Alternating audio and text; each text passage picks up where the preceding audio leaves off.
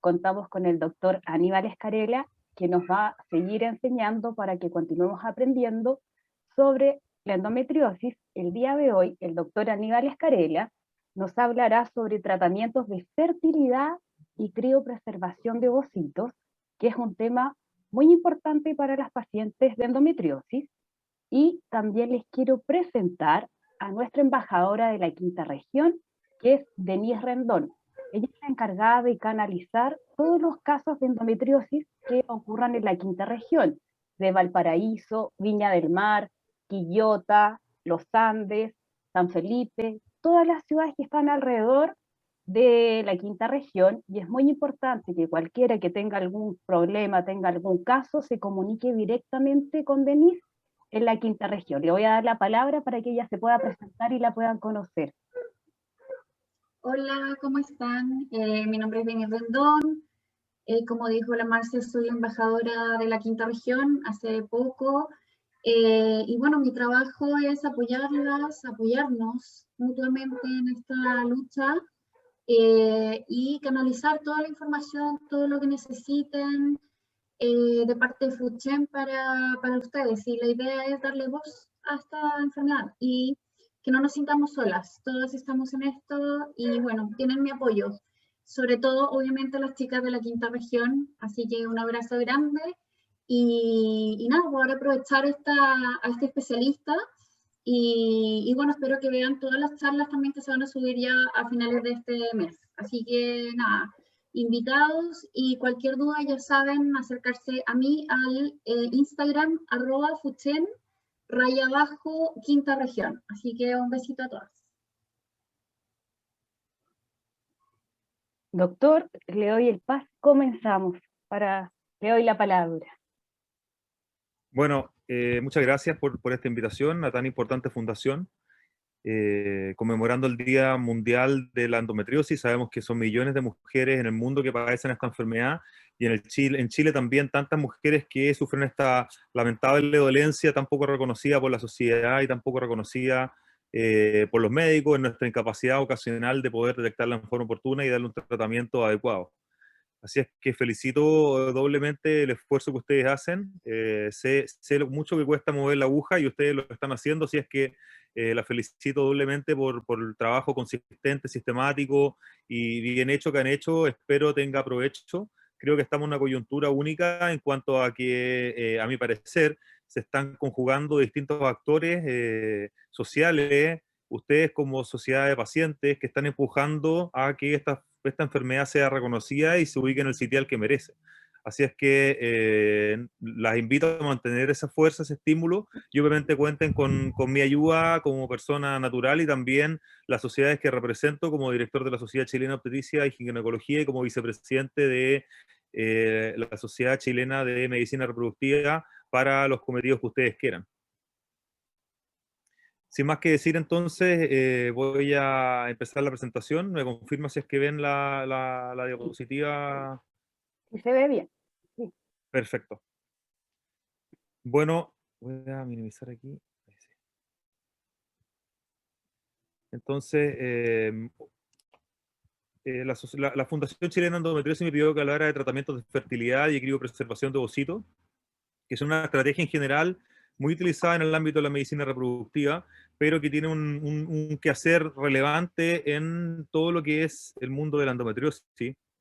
En cuanto a que, como ustedes bien saben, las dos principales líneas de trabajo o las dos principales síntomas que tienen los pacientes de endometriosis es dolor, que probablemente muchos de ustedes padecen, e infertilidad, que el otro tanto también debe haber presentado. Y como tal, en el área del mundo de la infertilidad, los tratamientos de medicina reproductiva y la criopreservación de ovocitos en quienes no desean fertilidad, pero sí tienen un daño sobre su reserva ovárica, cobra mucha relevancia. Fíjense que esta es Francisca en rosado y Felipe en celeste, no sé si la ven, ¿sí? Ambos son hermanos, gemelos, nacieron el mismo día. Sin embargo, uno de ellos, en este caso Andrea, tiene un hándicap. que nace con un número delimitado y un tiempo biológico que ya está predeterminado desde el punto de vista genético. ¿Ah? De esa manera vemos acá en celeste cómo Felipe y Francisca le puse, ven reflejada su curva de fertilidad en el tiempo. En un principio, Francisca tiene un poquito mayor de potencial de fertilidad, pero esta empieza a caer abruptamente sobre los 32 años, en forma significativa sobre los 35 años, y ven cómo a los 40 años la fertilidad de Francisca es casi nula. Y esto está condicionado por el hecho de que la fertilidad de la mujer viene predeterminada genéticamente, como le señalaba yo, y la mujer nace con un pool de folículos que está en torno a 1 millón. O sea, todos ustedes que nos están escuchando nacieron con en torno a 1 millón de óvulos.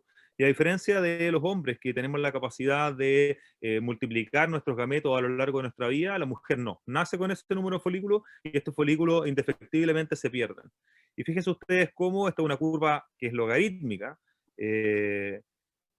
cómo se empieza a perder en forma abrupta y empieza a caer la cantidad de folículos en rosado, y en celeste el porcentaje de folículos anómalos también va aumentando, y en torno a los 40 años ya se considera el fin de la fertilidad. Le quedan en torno a 10.000 ovocitos, 8.000 ovocitos a la mujer del millón con el que nació, y la mayoría de ellos son anómalos, más del 80 al 90% de los ovocitos son anómalos. Y esto se debe, como ya les señalaba, entonces a que la mujer, independiente de lo que esté haciendo, y esto siempre se los comento a mis pacientes en mis consultas, si está de cabeza, está de pie, está sexualmente activa, está... independiente de lo que ustedes hagan, van a perder esos óvulos. Y fíjense que cuando les llega a su primera regla, que es en torno a los 13, 12 años en Chile, ya han perdido 2 de cada 3 óvulos, le quedan más o menos 300.000 óvulos. O sea, la gran pérdida de la masa ovocitaria es en los primeros años de vida de la mujer. Esto, en nuestra historia evolutiva, no generaba ningún impacto. Fíjense ustedes aquí cómo está el macaco, en donde en celeste está la edad reproductiva de la mujer y la edad adulta máxima. El orangután, los chimpancés también, están muy cercanas a la edad reproductiva de la edad adulta. Y en la mujer, hasta hace aproximadamente 100 años era así, o incluso 50 años era así. La mujer vivía en torno a los 40, 42 años, siempre un poco más que el hombre, y su edad reproductiva estaba predeterminada para que se encasillara en esa edad.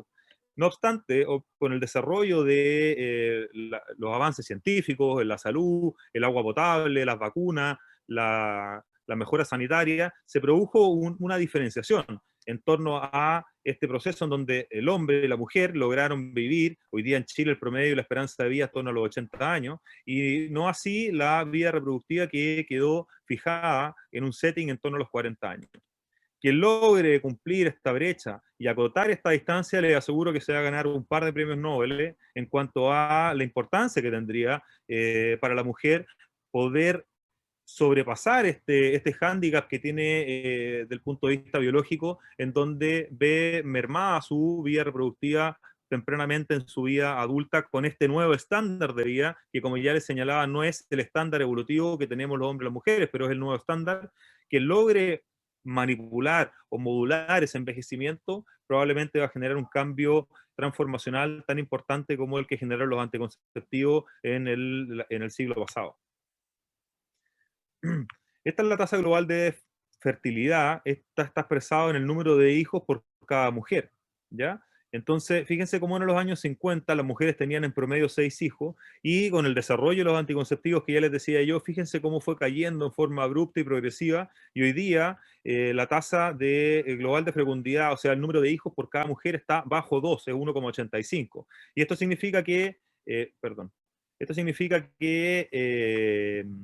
el número de personas, de ciudadanos que van a existir en el futuro van a ser menos de los que hay hoy, porque cada mujer al menos tiene que generar 2.1 hijos en promedio para lograr mantener la población. Y por lo tanto, si es que Chile no recibiese migrantes, y si es que Chile no toma políticas serias en cuanto a el acceso a técnicas de reproducción asistida, y de apoyo a la mujer y de subvención hacia la mujer embarazada, que sí son políticas que se han ido implementando en el último tiempo, pero no creemos que ha sido con la fuerza necesaria, al menos para revertir esta curva, vamos a ver disminuida nuestra población en forma indefectible.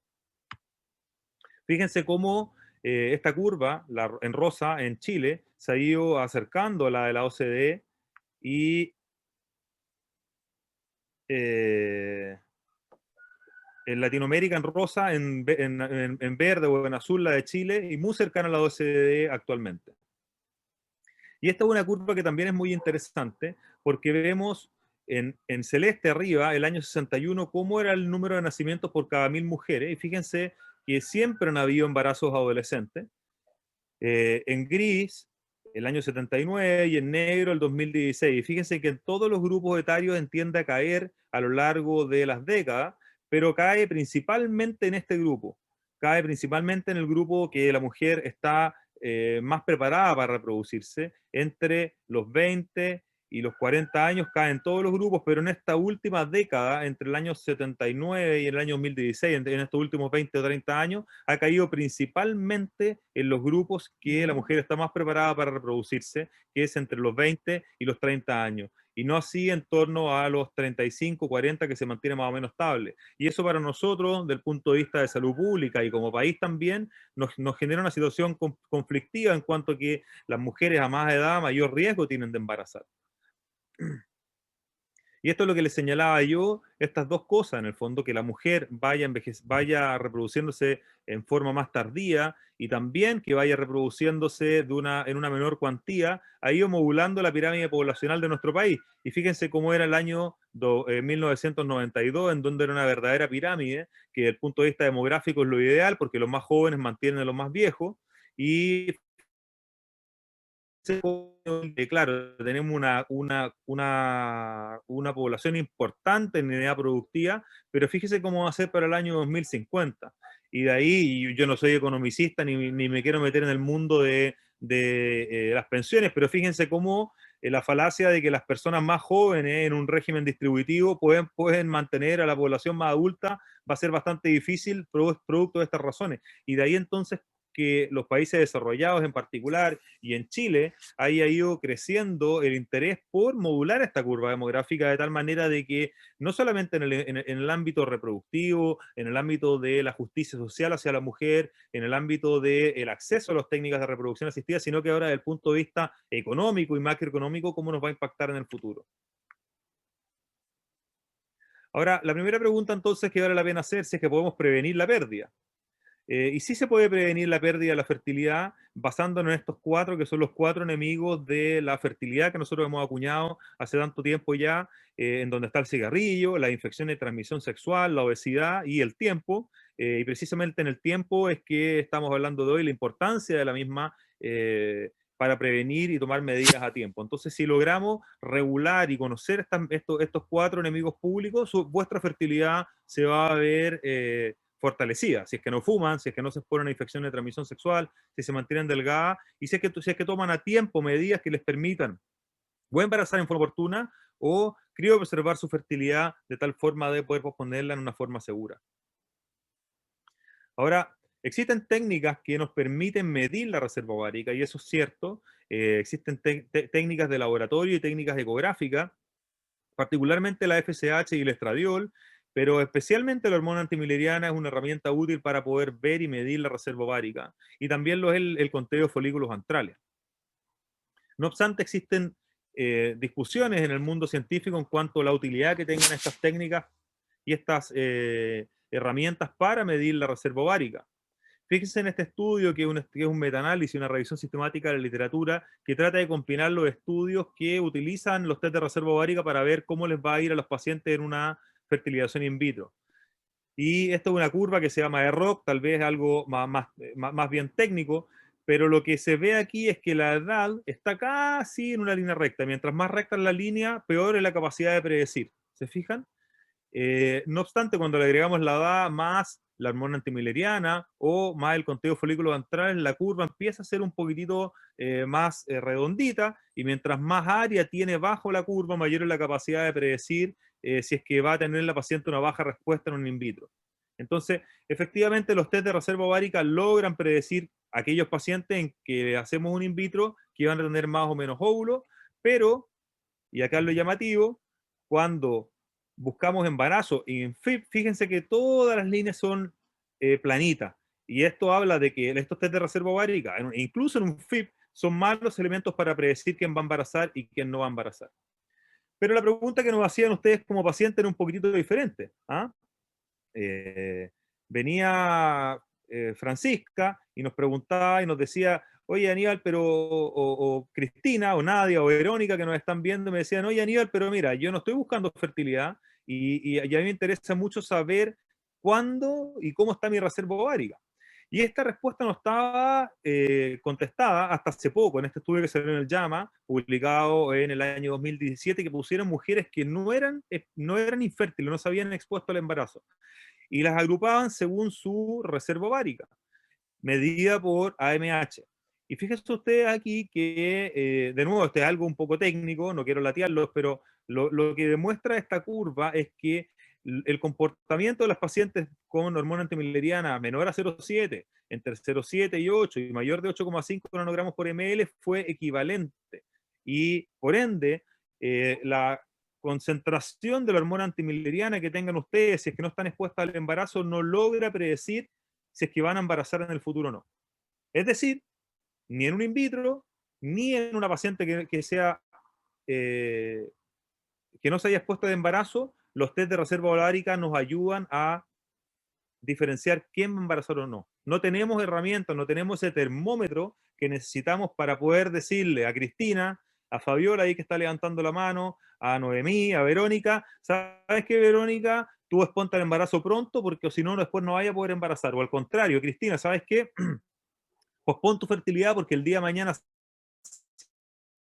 no tenemos ese termómetro, no tenemos una herramienta que nos ayude a diferenciar quién va a embarazar y quién no. Entonces, ¿qué alternativas? Ups. Algo hice, ya no veo mi pantalla. No, ahora Dame un compartimos. segundo. Sí, Sí, parece como que se cayó mi... la compartamos de nuevo. Ahí intentemos de nuevo. Compartamos de nuevo. Sí. Compartir. ¿Ahí la ven, Ahí no? sí, sí. Entonces, ¿qué alternativas podemos ofrecer? Ya que no podemos medirlo, no tenemos ese termómetro que todos nosotros buscamos.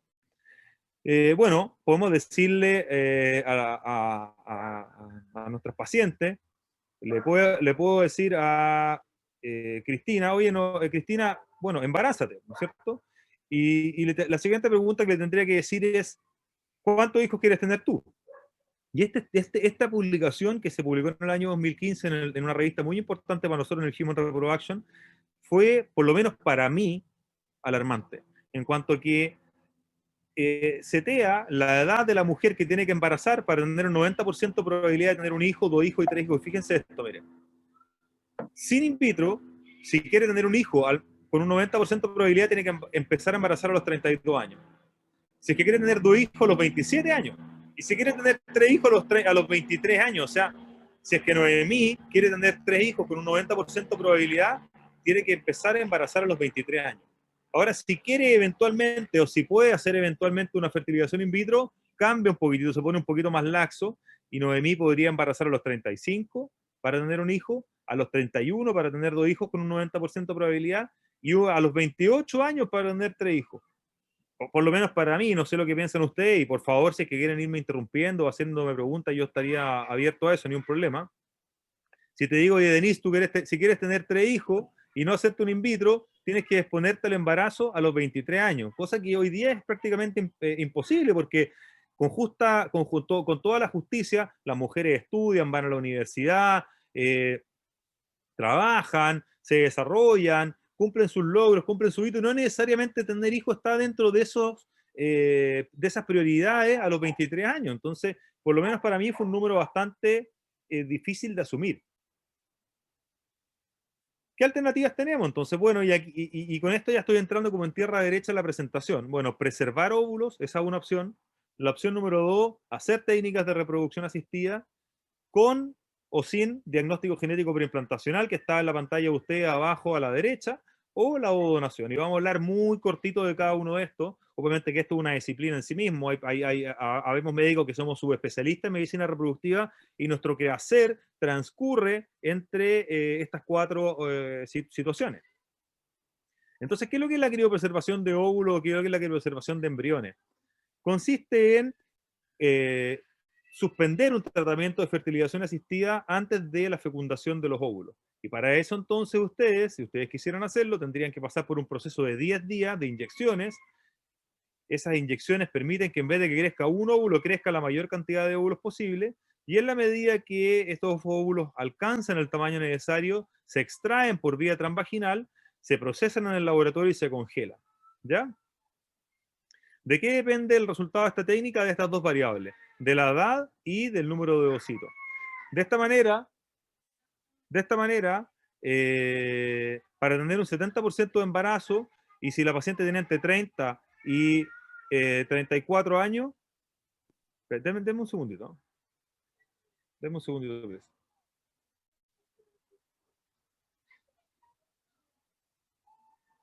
Ahí ve la pantalla, ¿no? Sí.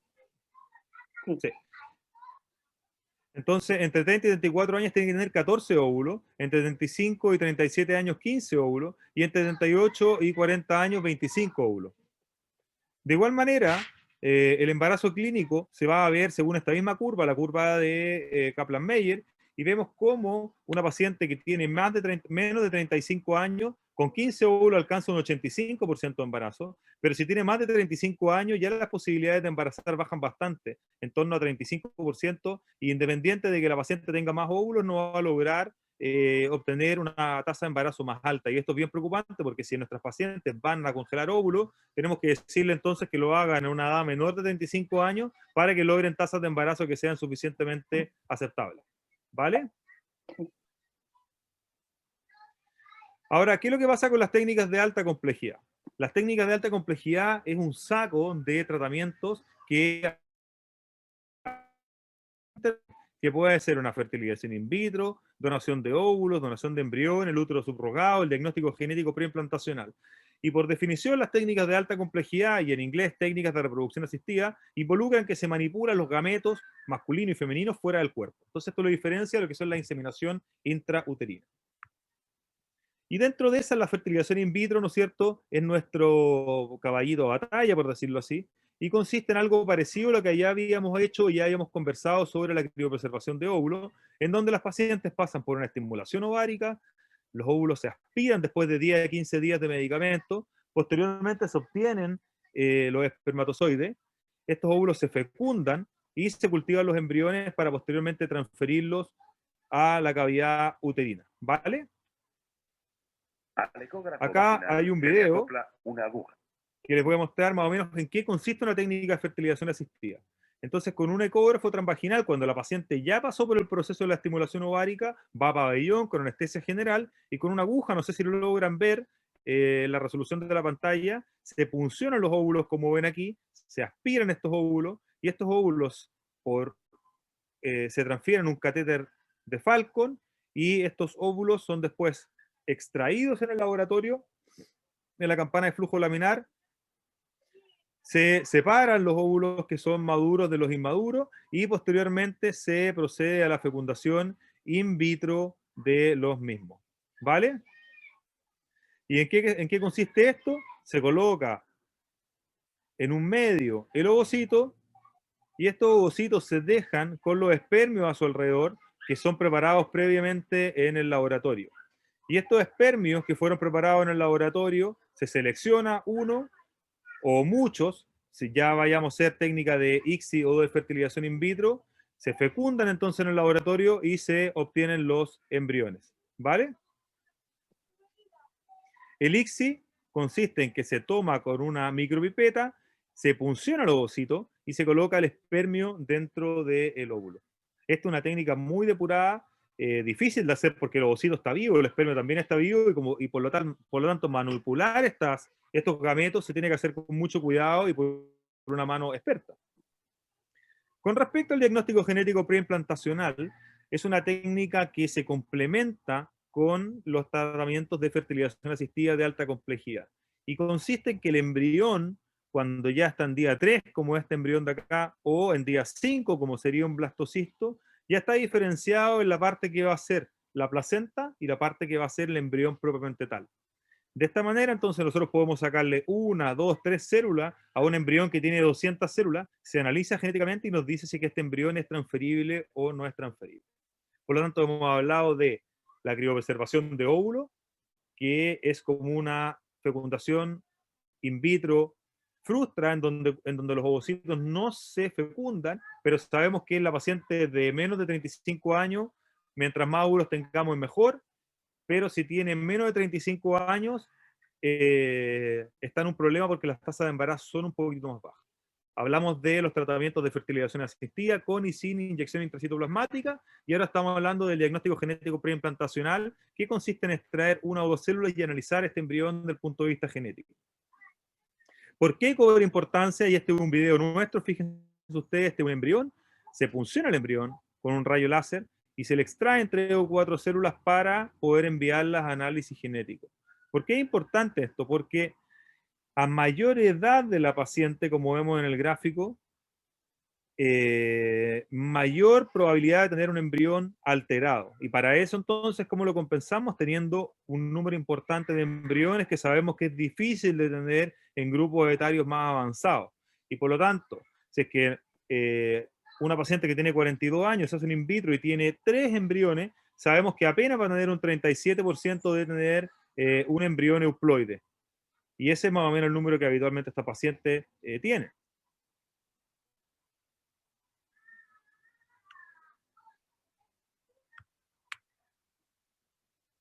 La ovodonación consiste en simular lo que se hace en una fertilización in vitro, pero invitando una tercera parte que se incorpora al proceso, en la cual una mujer que tiene entre 18 y 30 años, pero habitualmente entre 20 y 25 años, que no fuma, que no bebe, que no consume alcohol ni droga, tiene que tener un peso normal, una reserva ovárica normal, se descartan enfermedades genéticas y hereditarias, se descarta el consumo de alcohol, de drogas, de tabaco. O sea, un proceso súper minucioso y muy elaborado. De cada 20 donantes voluntarias, más o menos queda una. A esta donante, entonces, se le somete a una estimulación ovárica para extraer los óvulos. Estos óvulos extraídos se congelan o se le entregan en donación a la receptora, que se junta con los espermios.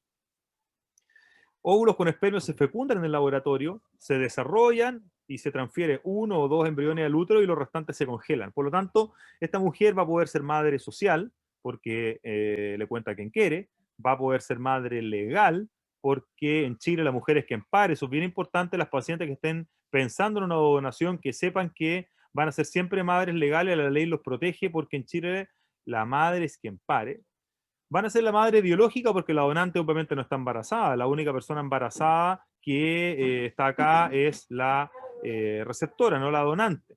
Pero acá hay un término confundente porque ahí le dicen, no, tú no vas a ser la madre biológica. No, eso no es así.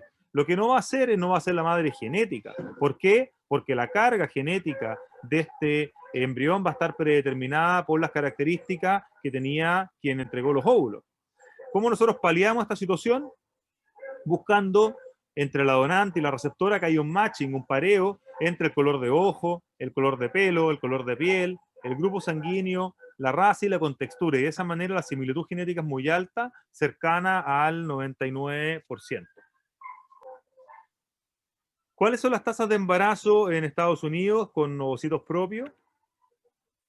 Fíjense ustedes cómo va cayendo con la edad en la red latinoamericana y en Estados Unidos en rosado con ovocitos propios. Pero con ovodonación las tasas de embarazo no caen y se mantienen muy altas y estables, producto de que lo que determina la tasa de embarazo de mayor manera es la edad que tiene la mujer desde el punto de vista de sus características de los ovocitos. ¿Cuánto hemos hecho nosotros? Bueno, este fue el proyecto de técnica de reproducción asistida que hicimos nosotros hace 10 años atrás. Este era el plan original. Y pasamos por una etapa compleja de buscar recursos, formular el proyecto, y así es como nosotros teníamos nuestra planta libre, y hoy día tenemos la capacidad instalada para hacer todas las técnicas de reproducción asistida que ustedes ven y que está disponible para nuestros pacientes, con la gran virtud de que tratamos de entregarle a todos los pacientes, independiente de su condición socioeconómica, los mejores estándares a un costo que sea asequible. Y este año cumplimos 10 años, tenemos cientos de niños que han nacido gracias al esfuerzo de muchos, de todo el equipo con el que trabajo, que aprovecho de agradecerle, y nos hace muy contento haber celebrado este año bueno, el año pasado, de manera telemática, fue un poco diferente, pero con mucho cariño recibimos las fotografías de cientos de niños que nos quisieron compartir sus experiencias, cómo fueron sus expectativas, cómo estas se cumplieron, cómo algunas no se cumplieron. Sea cual sea el resultado que hayamos tenido con quienes participaron, siempre lo hicimos con mucho cariño y con mucho esfuerzo. Y nuestras tasas de embarazo están siendo publicadas. Ahora la revista chilena de Obstetricia y Ginecología, somos el primer centro en Chile en publicar sus resultados a nivel local y nuestras tasas de embarazo fueron mejores de las que pensábamos. En promedio, por cada embrión transferido, la tasa de embarazo fue de 51% y con óvulos donados de 69%, lo que para nosotros por lo menos una luz de esperanza en cuanto a darle números reales, objetivos, verídicos, trazables, verificables, pero además que son buenos. Entonces, creemos que esto es algo muy optimista y muy adecuado, muy bueno para los pacientes, porque les va a permitir en un número importante de pacientes poder embarazar. Rodri, estoy haciendo una charla. Dame un segundito, estamos aquí en vivo.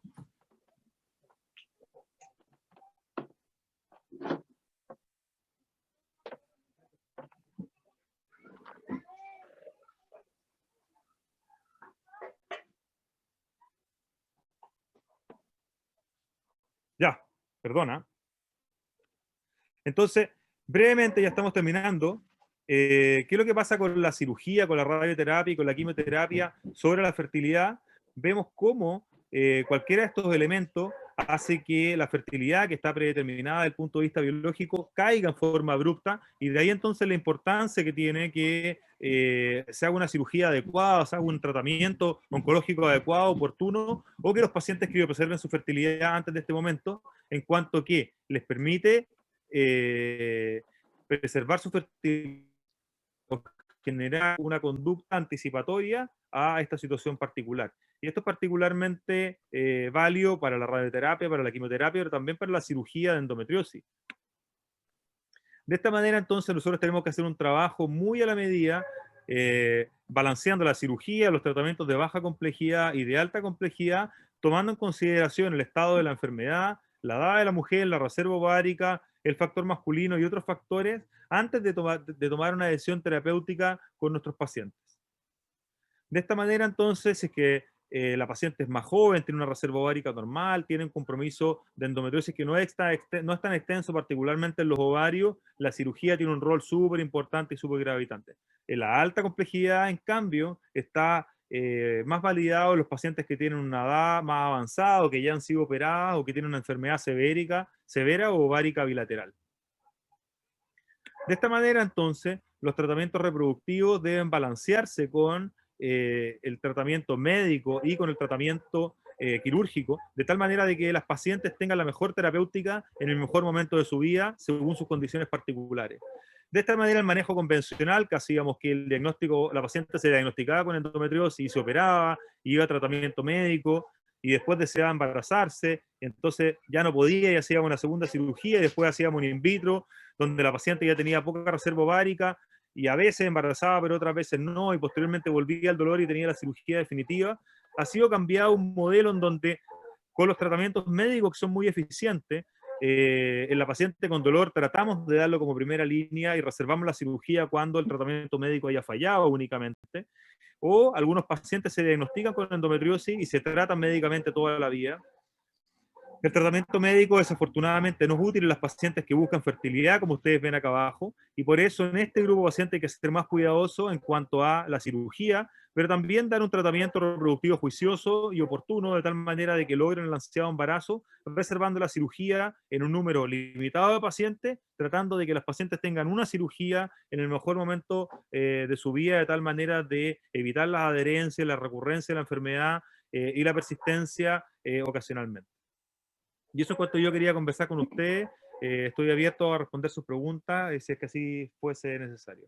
Doctor, mire, acá tenemos una pregunta. Dice, mi hermana podría ser donante. Yo no escucho... ¿Me escucha? No escucho... ¿No? ¿Qué me están hablando? ¿Ahí? ¿Se escucha? Ah, pero doctor, tiene silencio el micrófono. Nada. Ahí sí. ¿Escucha ahí? ¿Ahí? Ahí sí, ahí sí. Ahí ya. Dice, mi hermana podría ser donante de óvulos. ¿Tuya? No, no, una pregunta a una paciente. Dice si su hermana podría ser su donante de óvulos. Sí y no, porque mira, ¿sabes lo que pasa? Me voy a conectar a la corriente. Ya. Sucede que en el tema de la donación eh, se genera una situación un poco compleja porque en cuanto que la gente confunde lo que es ser madre con donar los óvulos, el hecho de que la donante no sea anónima genera una dificultad extra. Por ejemplo, tú, Marcela, recibes óvulos de tu hermana, ¿ya? O cualquier persona, para no ponerle un nombre que al final es siempre complejo, pero la señora Juanita recibe los óvulos de su hermana, ¿ya? Y su hermana el día de mañana no puede embarazar. ¿Te fijas? ¿Qué tipo de complejidades se puede generar en ella? Es complejo. ¿Me entiendes o no? Sí. ¿Me escuchan, Denise? Sí. Marcela, ¿me escuchan? Sí, se escucha bien. Sí. En segundo lugar, ¿qué pasa con ese niño que el día de mañana quiere saber quiénes son sus padres desde el punto de vista genético? La segunda dificultad está dada por intentar saber qué pasaría con ese niño que quiere saber quiénes son sus padres desde el punto de vista genético. Al saber que la hermana es la donante de los óvulos, puede generar una confusión en ese niño y generar una dificultad familiar bastante importante en cuanto a diferenciar quién es el verdadero padre de quién no. Por último, si Dios no lo quiera, imagínate que alguno de los progenitores fallece, la madre fallece, queda ese niño del punto de vista a cuidado del padre. ¿Qué pasa con la determinación que pueda tomar la otra familia que tiene un vínculo genético con ese niño? Más tener una confusión muy importante. De esa manera, yo realmente lo desaconsejo, no creo que sea una buena idea y por eso que en nuestro centro no lo hacemos, no lo hemos hecho nunca. Ok. Doctor, otra pregunta. Dice, tengo 37 años y endometriosis profunda, de la cual fui operada en noviembre del 2019. Me realicé 2 in vitro en noviembre del 2020 y febrero del 2021, con óvulos donados, ambos con resultado negativo. ¿A qué puede deberse esto? Habría que, obviamente, que antes de opinar de un caso en particular, hay que tener un profundo conocimiento del mismo, porque al final habría que ver qué es lo que pasó, la calidad de los óvulos, la calidad de los embriones que le transfirieron, cómo está la cavidad endometrial de Paula, si es que tiene alguna alteración estructural, como un tabique, un mioma, un pólipo, y si no fuera así, estaría ella enfrentada a una enfermedad o un cuadro sindromático que se llama falla de implantación, que tiene cierta estandarización en cuanto a los procesos que hay que hacer, descartar trombofilia, malformaciones miliarianas y eventualmente lo que se llama una alteración en la ventana de implantación, en donde sabemos que el embrión se tiene que implantar en el día 5 desde el inicio de la progesterona y ocasionalmente algunas mujeres tienen alterada esa ventana de implantación y por lo tanto el conocer cuándo hay que transferir el embrión puede ser y una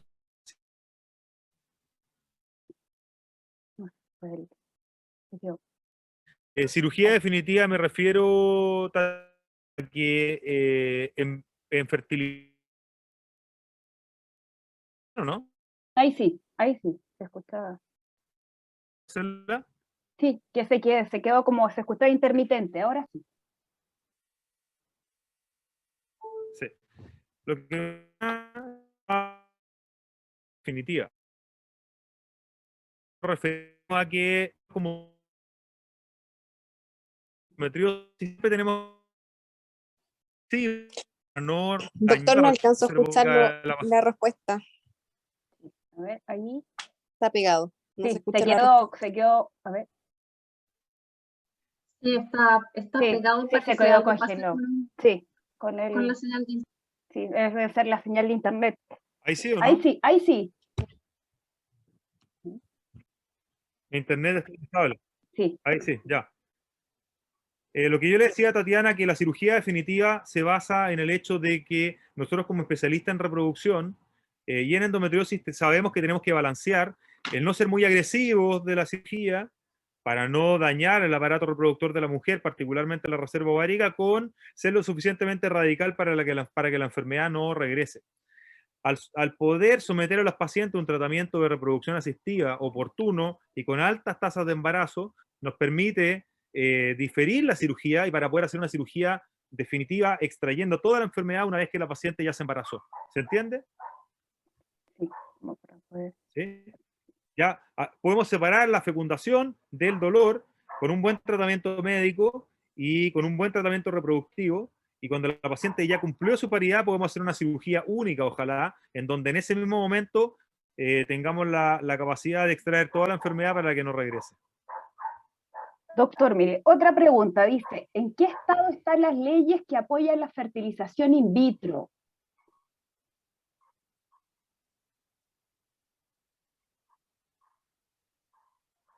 No, en Chile no hay leyes. En Chile no hay leyes de reproducción asistida. ¿Se escucha mal de nuevo? No, se escucha bien. Ya. En Chile no hay ley de reproducción asistida. Lo que hay es políticas públicas, en donde después de mucho trabajo que hicimos con grandes amigos, tanto médicos como del ámbito de la comunidad social y algunos políticos nos ayudaron a eso. Y logramos codificar los tratamientos de reproducción asistida de tal manera de darles cobertura bajo el programa PAD y por ende las ISAPRES están obligadas a darles cobertura también. Nosotros consideramos que aún es insuficiente porque un tratamiento PAD da una cobertura de más o menos 1,6 millones y a pesar de que nuestra clínica vale como 3,5 millones un tratamiento para las pacientes de ISAPRE y sí tenemos cobertura para el PAD, todavía hay muchos centros que no le han dado cobertura porque no es un costo suficiente como para poder dar un respaldo económico a estos tratamientos que sea adecuado. Es muy marginal que genere, por lo tanto, muchos centros no se han interesado en ofrecerlo. Y en otros centros que son más caros, 1,6 millones para 5 o 6 millones de pesos que cuesta un in vitro no es suficiente, sobre todo cuando los tratamientos se tienen que repetir en el tiempo. Okay. El doctor dice, ¿cuál es el impacto de extraer ovocitos sobre lograr un embarazo natural? ¿De qué forma afecta o impacta? Si es que, no sé si entiendo bien la pregunta, pero si es que alguna de ustedes guarda óvulos, esos óvulos que ustedes guardaron son los óvulos que se iban a perder. ¿Se acuerdan que yo le dije que todos los meses la mujer perdía óvulos? Esos óvulos se pierden indefectiblemente, ustedes no pueden hacer nada contra ellos. Y por lo tanto, guardar estos óvulos no impacta en la fertilidad futura de quienes lo hacen. Yo siempre doy el ejemplo que es como donar el pelo o guardar el pelo. El pelo no se puede guardar para el futuro y yo no puedo decirle, oye, ¿sabes qué? Voy a guardar este pelito para que no se me caiga más adelante. No es así. Todas las células del cuerpo se están constantemente generando y regenerando y no podemos hacer nada para guardarlas para el futuro. Lo mismo con los óvulos. La única diferencia es que los óvulos de la mujer no pueden regenerarse, por lo tanto la mujer está sujeta a esta situación de que o los pierde o los guarda. Pero guardarlos no significa que vaya a tener menos óvulos en el futuro, ni tampoco donar. Y esto es especialmente válido para las mujeres que son donantes, en la que la mujer done 1, 2, 3, 5 veces, no va a repercutir en su fertilidad futura porque estos eran los óvulos que se iban a perder. Dice, otra pregunta, dice, buenas tardes, tengo 34 años con 3 miomas en el útero, me realicé 2 in vitros, espera un poquito, dice, corrió acá, ahí sí, al tiro, de nuevo. A ver, espérenme un poquito. Dice que tiene 2 miomas y quiere saber en cuánto tiempo puede quedar embarazada. Está con tratamiento con 34 años. Ya, la ayuda, obviamente, porque ahí está Vanessa, sí. Tiene 2 miomas, el más grande 14 milímetros, subseroso, eso no tiene indicación de cirugía. Le causan sangrado. Los miomas subserosos no causan sangrado porque son miomas que están fuera del útero, o sea, no se relacionan necesariamente con el sangrado. Y tiene dolores intensos. Me estoy tratando con desogestrel. En cuanto al tiempo de intentar quedar embarazada de manera natural, debería preocuparme y optar por un FIT. Yo creo que ella debería estudiarse porque si tiene miomas chiquititos y sangra y le duele, es posible que concomitantemente tenga endometriosis. Que sabemos que los síntomas son dolor y sangrado uterino normal. Y obviamente mientras más joven ella embarace, mejor, porque más posibilidades le va a tener va a tener ella de embarazar espontáneamente, y si no fuera así, si se tiene que hacer un in vitro, mejores resultados va a tener también. Preguntan sobre los tratamientos médicos en específico. Dice, me han tratado desde el año 2012, que fui diagnosticada con anticonceptivos, dice, de 28 comprimidos, fui operada en el 2013 y para poder ser mamá, fui mamá y hoy nuevamente debo operarme. Tengo comprometida la vejiga por las durezas de la endometriosis. ¿Cuál sería la cirugía definitiva? Sí, está haciéndome como dos preguntas. Sí, ¿Cuáles son los tratamientos médicos? Preguntó cuáles son los tratamientos médicos y cuál es la cirugía definitiva. El tratamiento médico es un tratamiento hormonal que debe ser complementado siempre con terapia complementaria, digo yo. Tratamiento hormonal con anticonceptivos combinados, ojalá de progesterona sola. Y hay varios, está el Dienogel solo, el Desogestrel, que es el que tomaba su compañera antes, el Levonorgestrel solo, el dispositivo Levonorgestrel, o anticonceptivos combinados continuos, sin descanso. Okay. Eso. Y con respecto a si tiene compromiso de la vejiga, no una indicación de cirugía en sí, pero si tiene mucho dolor y no responde al tratamiento médico, la cirugía definitiva sería estudiarla bien primero y ver dónde está toda la enfermedad, lo que se llama una tipificación. Una vez que está tipificada la enfermedad, ir y sacar toda la enfermedad en forma resectiva. En este caso, sacarle un pedacito de la vejiga y suturarla, lo que se llama una cistectomía parcial. Okay. Que no es una cosa difícil hecha por manos entrenadas. Okay. Pues, doctor, Teresa nos pregunta, sí. eso, ¿cuál es el costo de criopreservar óvulos? Si tiene cobertura, la verdad es que no tiene cobertura teórica, porque los tratamientos del PAD de fertilidad son, por definición, no se pueden fragmentar, y por lo tanto uno podría aplicar el código 1, 2 y 3 sin hacer el in vitro. Pero algunas ISAPRES sí lo cubren, y nosotros utilizamos los códigos declarando que la paciente se está haciendo una criopreservación in vitro, sino que le decimos a esta paciente se está haciendo un tratamiento de criopreservación de óvulos, pero algunas ISAPRES cubren y otras no. Okay. Y otras no. Vanessa nos pregunta, ¿qué es un ovocito anómalo? Ovocito anómalo es que el óvulo no venía con su característica genética adecuada, no venía con la madurez necesaria. Los óvulos que nosotros necesitamos son los que están en metafase 2, y no todos los óvulos logran ese nivel de maduración. Es igual que lo que sucede con una fruta. No sé, la fruta tiene que tener una maduración y un calibre adecuado para ser de exportación. Aquí igual, la fruta, los óvulos tienen que tener unas características, un tamaño que sean adecuados para ser fecundados.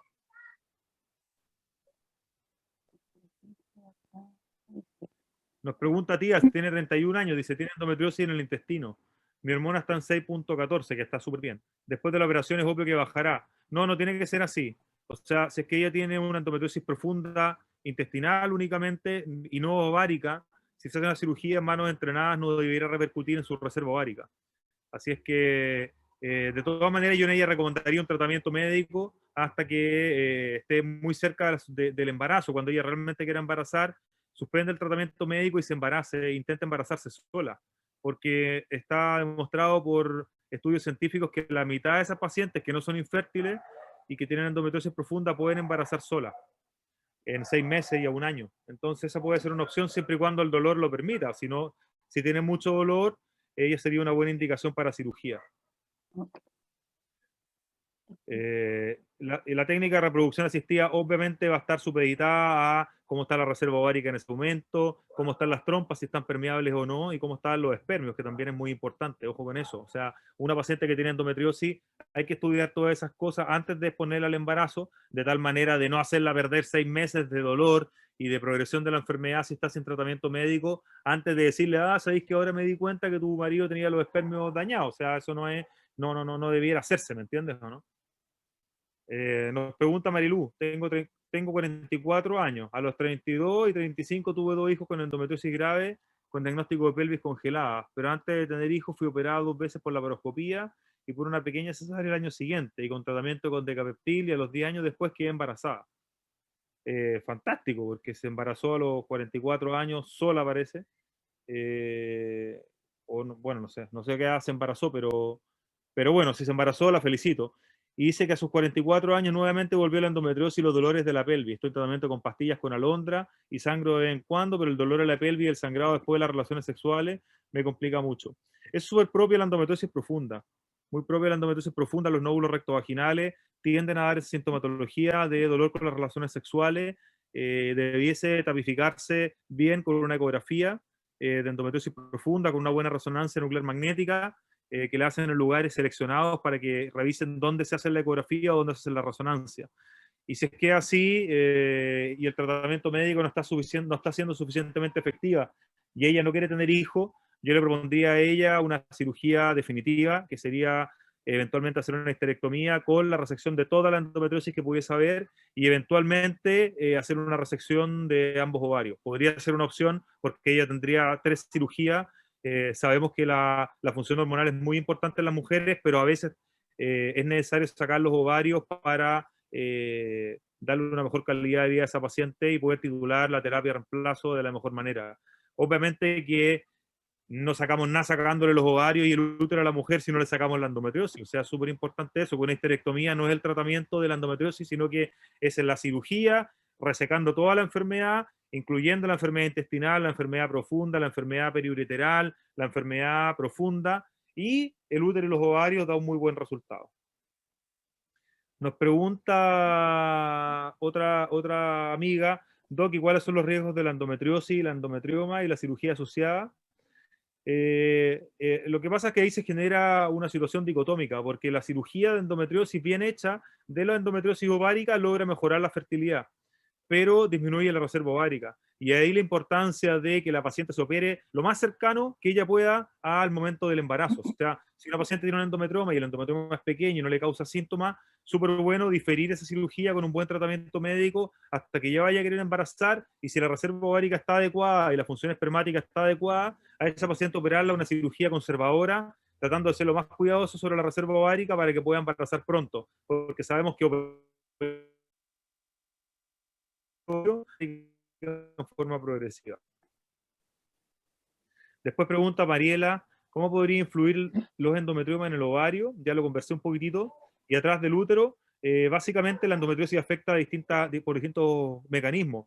1, porque disminuye la reserva ovárica, con o sin cirugía. 2, porque altera la anatomía de la pelvis. 3, porque las pacientes que tienen endometriosis tienden a utilizar por más tiempo tratamientos hormonales y por lo tanto se exponen menos al embarazo. 4, porque las pacientes con endometriosis tienen menos frecuencia sexual por el dolor que presentan, y por lo tanto todos estos elementos concatenados se traducen en que la paciente tiene menor exposición al embarazo y menos posibilidades de embarazar. Adelantar la menopausia, nos pregunta Tatiana, si es una opción para dejar de sentir los dolores y darle fin a la endometriosis severa. Sí y no, porque en el fondo, como ya les decía, si yo a la paciente le saco los ovarios y la dejo menopausia y que le dejo toda la pelvis llena de enfermedad, va a seguir con dolor. Así que eso es una mala idea, a no ser que vaya acompañada de un proceso juicioso en donde se balance la edad de la mujer, la reserva ovárica que tenga y los deseos reproductivos futuros. Sacar los ovarios en concomitancia con sacar toda la enfermedad de la pelvis es una opción, pero obviamente tiene que ser muy juicioso, porque sabemos que mantener la reserva ovárica de la paciente y la acción hormonal de la paciente es fundamental en el primer caso para la fertilidad futura y en el segundo para la función hormonal más adelante. Después nos pregunta Denise, al tener un pólipo luego de la extracción de este, ¿cuánto tiempo se debe esperar para intentar una nueva implantación? 3 meses. 3 meses si es que es por técnica de reproducción asistida, 2 a 3 meses es por técnica de reproducción asistida, y si es que no es por técnica de reproducción asistida, se puede exponer el embarazo inmediatamente. Gloria nos pregunta, tengo 39 años y un aborto retenido, y debo haber tenido endometriosis cuando era más joven. Quiero ser madre, pero en 2 a 3 años más. Muy mala idea, porque Gloria, lamentablemente, 39 años, si ya tienes endometriosis, a los 41, tu outcome reproductivo va a ser bien diferente. Entonces, o guardas óvulos como tú propones, o te expones al embarazo eventualmente. Todas estas cosas que yo digo son generales, ¿eh? Obviamente que hay que conocer cada caso en particular. Por favor, mírenlo en esa perspectiva, porque cada uno de ustedes es una persona única, más aún en el mundo de la medicina reproductiva, en donde se conjuga las características de la mujer con las características del hombre, y eso nos da un abanico de opciones que puede ser casi infinito. Entonces, por favor, lo que yo le estoy diciendo, interprétenlo en el contexto de un mensaje que estoy recibiendo súper puntual, que estoy tratando de responder de la manera más clara posible. A veces mi opinión puede ser un poco taxativa y no quiero que se interprete que es para todas ustedes igual. ¿Nos podría dar un valor de FONASA? FONASA tiene publicado en la página web cuánto es el costo. Creo que el copago es como 1,6 millones y la ISAPRE debiera cubrir mínimo eso. Así es que eso. ¿Y en qué lugar se puede hacer? Existen más de 10 clínicas en Santiago donde se hacen tratamientos de reproducción asistida, así que cualquiera de ellas son adecuadas y muy buenas. Si es que yo hago telemedicina, sí lo hago, pero lo hago únicamente a través de la clínica de reproducción humana. Así es que pueden contactar a la clínica, y ellos le hacen el link y el enlace y todo eso. Yo como persona natural no lo hago por razones logísticas que me resulta un poquito difícil hacerlo más que por la universidad. Funciona bien, funciona súper bien. Dice, estoy tomando dientes sin descanso. Supongo que será Dienogest, supongo. ¿Es aconsejable hacer un descanso cada 3 meses? No. No. Mientras menos menstrue una mujer, mejor calidad de vida va a tener y menor progresión de la enfermedad. ¿Cuánto tiempo dura el proceso para realizarse un in vitro? Depende, porque la preparación puede ser 1 o 2 meses, pero el tratamiento en sí dura 15 días. Para extraer los óvulos y desarrollarlo y transferir. Si es que quedan embriones supernumerarios, se van repitiendo las transferencias mes a mes. Así es que debiera durar entre 1 y 5 meses todo el proceso. Pero la extracción de los óvulos dura 15 días. Tengo endometriosis profunda diagnosticada hace 3 años, no he tenido cirugía. Actualmente tengo 14 semanas de embarazo. Mi consulta es: ¿el embarazo teniendo esta patología de endometriosis siempre es doloroso? En general, el embarazo, como tiene niveles altos de progesterona, desigualiza la endometriosis y eso genera que la sintomatología disminuya. Pero cuando hay muchas adherencias puede haber dolor durante todo el proceso del embarazo. No es lo más común, pero puede suceder. En ese caso no hay nada que hacer porque no se puede operar la endometriosis. Después una pregunta, Katy, tengo 30 años y 5 años intentando tener hijos, tengo endometriosis severa, baja reserva ovárica, me sometí a un in vitro con el doc y ahora tengo 5 meses de embarazo y me quedan 2 huevitos. Le dejo el mejor doctor. Esos son los palos blancos que traigo. Sí. Bueno, hola Katy, ¿cómo estáis? Saludos. Sí. Doc, ¿hacer una cirugía definitiva permite embarazarse después? Lo que se llama cirugía definitiva habitualmente no se puede hacer pre-embarazo, porque yo siempre trato de hacer la cirugía más definitiva a mis pacientes. Eso denlo por hecho. Pero, y ojalá que se haga una cirugía por el mejor cirujano, porque Uy, se salió el doctor. Se desconectó el doctor. Les pedimos que todas las preguntas que quedan las puedan mandar por nuestras redes sociales, ¿ya? Pero agradecer a todos, que la charla estuvo excelente, muy, muy buena la información y todo lo que el doctor nos entregó el día de hoy. Les mandamos un gran abrazo. Yo creo que debe ser problemas que tiene con la conexión de internet, porque estaba como fallando. Pero cualquier pregunta la pueden mandar internamente y nosotros le mandamos las redes y todo lo que se necesite del doctor. Pero totalmente agradecida de él y les mandamos un abrazo muy grande a todos. Son las 7:01 y quizás que le falló la conexión. A ver si se puede. Así que muchas gracias a todos. De todas maneras, la charla se va a grabar. Se van a subir a las redes a partir de abril. Todas las charlas que estamos realizando durante el webinar, para que ustedes la puedan ver, poder volver a repetir y poder ir sacando todas las dudas. Les mandamos un abrazo grande, cuídense mucho y nos vemos la próxima semana en el webinar, en el nuevo webinar que es Yo tengo endometriosis, que van a estar todas las psicólogas de FUTSEM. Va a ser una instancia muy especial, al igual como la del día de hoy, que pudimos aprender mucho sobre este tema muy importante para nosotras como pacientes de endometriosis. Les mandamos un abrazo grande. Cualquier pregunta interna lo pueden escribir por el Facebook de FUTSEM interno o por el Instagram, ¿ok? Ahí les vamos a dar todas las redes para que puedan contactar al doctor. El doctor igual está en la clínica de Valparaíso de reproducción y en Fertivida. Así que ahí nosotros internamente cualquier duda nos pueden escribir. Un abrazo para todas, cuídense mucho, que tengan una excelente semana y nos vemos la próxima. Espérenme, ahí volvió. Qué bueno, ahí sí, espérenme. Vamos a contestar las últimas preguntitas. Doctor, qué bueno que volvió. No, ahí. Pero no se escucha. Esperemos un poquito para ver si podemos responder las últimas preguntitas. Ahí sí, aquí está, pero espérame, le vamos a dar acá, que no se escucha, se quedó, ahí sí, para que pueda el doctor, está pegado. Ahí sí, ¿me doctor, escuchan? sí, qué bueno, Hola. yo me estaba despidiendo y pidiendo que todas las preguntas las enviaran internamente, pero no, lo despedimos oficialmente, qué bueno que se pudo conectar de nuevo. Sí, se me acabó la batería, okay, exacto, perdón. No, estábamos diciendo, doctor, y agradeciendo esta gran charla, esta gran instancia, porque fue un gran aprendizaje para todas. O sea, sobre todo sobre el tema de lo que implica la fertilidad para uno como paciente de endometriosis. A nombre de la Fundación le damos las gracias por esta gran oportunidad y esta gran instancia. A ustedes, pues para mí es un placer compartir con todos ustedes. Créanme que el trabajo que hacen ustedes es fundamental. O sea, el trabajo que hacen Marcela y Denise ahora incorporándose a la quinta región es clave. Si ustedes no están, no hay ni un cambio en el ámbito de la cobertura, en la importancia que le dan los políticos a la patología. Así es que las aliento, las invito a que sigan con mucha fuerza, porque realmente lo que ustedes hacen es la clave para generar cambio. Yo ya lo viví porque yo participé activamente en todo el fenómeno transformacional que hicimos en el ámbito de la cobertura de los tratamientos de reproducción, que antes eran el hermano pobre de la medicina. Hoy día tenemos una revolución en cuanto al acceso a las técnicas de reproducción, un poco perdida en el sector público ahora por todo lo que es la pandemia, pero esperemos que retome. Pero ustedes son el pilar que genera más cambio en el ámbito de cuánto los políticos y la autoridad en salud escuchan las patologías, así es que las estimula a seguir haciendo ese trabajo tan importante. Y en cuanto a esta charla de hoy, también la felicito, porque sabemos que la endometriosis es la enfermedad silente, la enfermedad que no nos avisa que está ahí, más que por el dolor.